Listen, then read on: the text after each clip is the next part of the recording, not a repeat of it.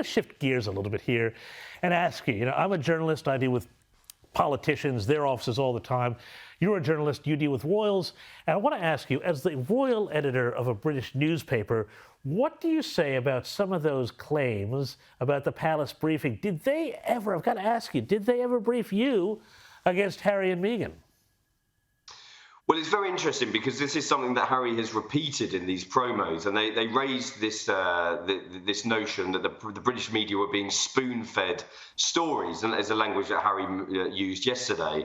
Now, the relationships have to exist between journalists and members of the households from the royal family.